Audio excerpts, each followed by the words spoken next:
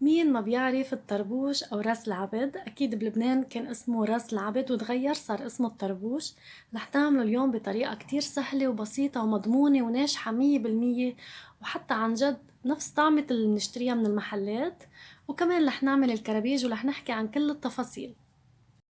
أول خطوة بدنا نعملها، بدنا نحط طنجرة فيها مي على النار عم تغلي، وحطيت فوق منها جاد في بقلبه 3 من بياض البيض، وهون عندي 7 معالق كبار بهيدا الشكل من السكر، وكمان بدنا نصف ملعقة صغيرة من الفانيلا ورشة ملح. هلأ حجم البيض اللي عندي أنا هون حجمه وسط فأخدت 3، أما أنتو إذا كان عندكن حجم البيض صغير بتحطوا 4. وهلأ بدي ضلني عم حرك فيهم مثل ما شايفين. تقريبا رح ياخدوا معنا 5 دقايق لحتى يدوب عنا السكر تماما. بس أهم شي إنه ما نشيل إيدنا من التحريك، بدنا نضلنا عم نحرك. وضروري كتير نحن وعم نفصل البيض انه ننتبه كتير ما ينزل ابدا صفار مع البياض، لانه اي نقطة صفار ما حتخلي البيض ابدا يزبط. وحتى كمان الجات اللي بدنا نخفق فيه البيض بده يكون ناشف، ما بده يكون فيه مي ابدا. وحتى هيدا المضرب اللي عم نضرب فيه كمان بده يكون ناشف، ما بده يكون فيه مي ابدا. يعني كل هيدي التفاصيل كتير مهمة لحتى ينجح معنا البيض. وهلا بضلني عم حرك مثل ما شايفين، ما بشيل ايدي ابدا من التحريك. وهون من بعد مرور تقريبا 5 دقايق بدنا نفحص البيض بايدنا. بناخد كمية باصبعين وبنفركن. اذا حسينا بعد في حبيبات من السكر بنخليهم بعد. اذا لقينا السكر داب عنا تماما بيكون هون خلصوا. يعني اخدوا معي تقريبا 5 دقايق. انتبهوا كتير منيح انه يكون السكر دايب عندكم تماما، لانه لازم يكون السكر دايب والا ما حيدوب، رح يضلكم تحسوا انه في قرشة سكر انتوا عم تاكلوها. وهلا بدي اضربها بالمضرب الكهربائي على اعلى درجة لتقريبا 10 دقايق او لحتى يبرد عنا البيض، لانه اكيد بعده سخن.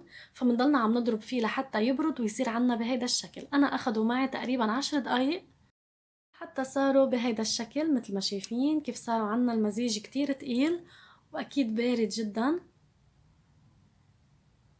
شوفوا هون كيف المزيج ما عم ينزل ابدا، او الكرابيج ما عم ينزل ابدا من المضرب.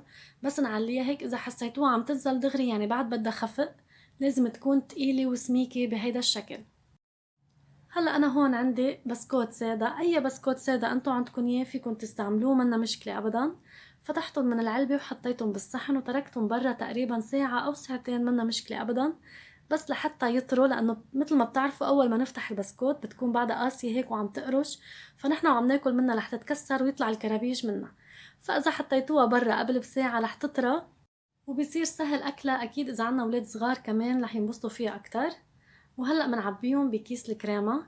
انتو اذا ما كان عندكم كيس كريمة فيكم تستعملوا اي كيس عندكم اياه، او كيس التلاجة منا مشكلة ابدا، بتقصوه عن الطرف وبنحشي فيه. يعني مش ضروري يكون عندكم كيس كريمة. وهلأ بدنا نقص بالمقص، ما بدنا نكبر كتير القصة، يعني بدنا ناخد مثل ما شايفين كتير قليل لحتى نقدر نتحكم قد ايه رح ينزل. وهلأ بدنا نعمل الكرابيج. اول شي بحط كمية من الكرابيج مثل ما شايفين بهذا الشكل. مثل ما شايفين انا ما حطيت على الاطراف، لانه هلا رح نحط بسكوتة تاني من فوق ورح نضغط عليها شوي، فهذا الكرابيش كله رح يطلع شوي لبرا. فاذا حطيته على الاطراف رح يطلع لبرا كتير ورح يصير الشكل مش حلو. فمثل ما شايفين هون انا عم حط وما بقرب على الاطراف ابدا. واكيد انتم بتتحكموا بالكمية اللي بدكم اياها، فيكم تحطوا هالقد، فيكم اكتر، فيكم اقل، يعني هذا الشي بيرجع لإلكن. شوفوا انا هون عم حط بسكوتة تانية من فوق وبضغط عليها ضغطة خفيفة. وهيك صارت عندي الكرابيج جاهزة مثل ما شايفين بهيدا الشكل. وهلأ بدنا نعمل راس العبد. أنا حطيت شبك مثل ما شايفين وحطيت صحن تحت منهم، هلأ بنعرف ليه. وبدي أحط بهاي الطريقة من الكرابيج لحتى يطلع معنا الشكل شوي حلو. شوفوا كيف صار عنا بهيدا الشكل. أكيد ما حيطلع مثل المحلات لأنه هن عندهم مكانات رح يطلع معهم الشكل أكيد غير، بس يعني احنا فينا كمان نعملها بالبيت. وصدقوني نفس الطعمة عن جد ما حتفرقوها أبدا. إذا كنتوا وصلتوا لهيدا الوقت بالفيديو بعدكم ما اشتركتوا بالقناة، بتمنى تشتركوا بالقناة وتفعلوا زر الجرس لحتى يوصلكن إشعارات بالفيديو اللي بتنزل جديد. وإذا حبيتوا طريقتي ما تنسوا تشجعوني باللايك. وهون من بعد ما خلصت الطربوش صاروا عندي بهيدا الشكل. هلا انا هون عندي كمية من المي، بحط على اصبعي شوي من المي وبزبط لهم راسهم. مثل ما شايفين الراس كيف مروس معنا، اكيد بنزبطه شوي.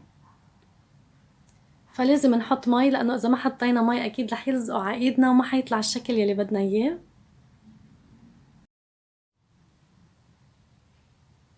مثل ما شايفين زبطنا لهم شكلهم، اكيد صار الشكل شوي احسن. هلا انا هون بدي دوي بالشوكولا، عندي تقريبا 100 جرام من الشوكولا.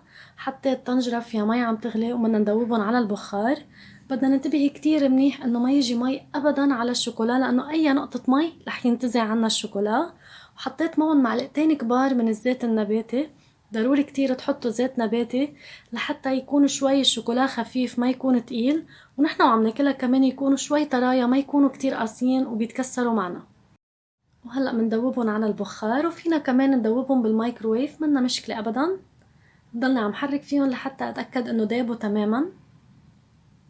ومثل ما شايفين هون أنا استعملت الشوكولا الغامق المر، ما استعملت الشوكولا بحليب، لأنه الشوكولا بحليب كتير حلو. ومثل ما شفتوا الكرابيج قد ايه فيهم سكر وكتير حلوين، فحتطلع معنا كتير حلوة. فهون لما نستعمل نحن الشوكولا الغامق رح يعطيها طعم كتير طيبة. وهلأ باخد كمية من الشوكولا وبحطهم على الطربوش مثل ما شايفين، وبهزها شوي بإيدي مثل ما شايفين لحتى كل الشوكولا الزايد ينزل. فبسوي هيدي الحركة قبل ما يجمدوا عنا، لأنه الطقس كتير بارد فالشوكولا دغري رح يجمد. وهلأ بالنسبة للكرابيج أنا هون عندي فرماسيل على شوكولا، كمان بنحط مثل ما شايفين على الأطراف، وكمان فرماسيل ملون. فينا نتركهم سادة من دون شي أبدا، كمان بيطلعوا كتير طيبين. وهون عنا جوز الهند، ما حطينا لهم ألوان، ما حطينا لهم شي أبدا. فينا نعملها، أكيد في حدا سألني إنه فينا نحط بس جوز الهند، أكيد فينا وبيطلعوا كتير طيبين. وهون كمان عنا جوز الهند ملون. طبعا نحن عملنا فيديو للكرابيج وغطيناهم بجوز الهند ملون ونحن لوناهم، وإذا بدكم تشوفوا كيف لونا جوز الهند لحط لكم الفيديو بصندوق الوصف، فيديو الكرابيج فيه كيف لونا جوز الهند بالألوان اللي بدنا إياها. هون كمان عنا جوز الهند لوناه بالأحمر. صاروا عنا بهيدا الشكل، شوفوا شكلهم كيف طالع. وهيك بتكون خلصت وصفتنا لليوم. عملنا هيدي الكمية طلعت عنا من 3 من بياض البيض، عملنا 6 من الطربوش و7 من الكرابيج. وشوفوا كيف طالع معنا شكل الطربوش، شكله كتير حلو. هي كمان الكرابيج صاروا جاهزين عنا. شوفوا الطربوش كيف طالع من جوا، كيف الكرابيج كامش على حاله مش رخوين أبدا، وصدقوني الطعم كتير طيبة. واكيد كل المكونات بالمقادير لحط لكم اياهم بصندوق الوصف. وهيك بتكون خلصت وصفتي لليوم، بتمنى تعجبكم. صحتين.